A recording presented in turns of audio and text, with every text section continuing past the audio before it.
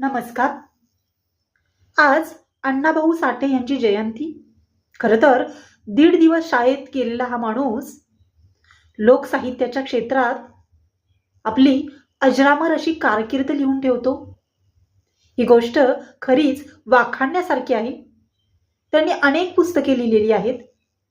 संयुक्त महाराष्ट्राच्या चळवळीतही त्यांनी अगदी मोलाची कामगिरी पार पाडलेली आहे. त्यांच्या प्रसिद्ध अशा कादंबऱ्या आणि पुस्तकांपैकी विशेषतः फकीरा, ज्यामध्ये मातंग समाजाचं अगदी हुबेहूब वर्णन किंवा त्यांच्या वास्तवाचं दर्शन त्यांनी मांडण्याचा प्रयत्न केलेला आहे. त्याचप्रमाणे त्यांनी अनेक कथा कादंबऱ्या लिहिल्या.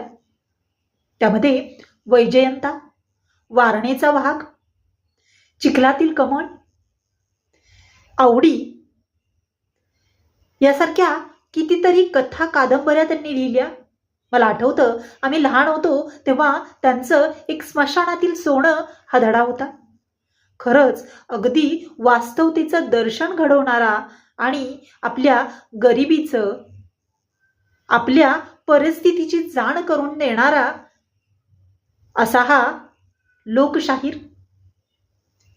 या लोकशाहिरांना आज कोटी कोटी प्रणाम.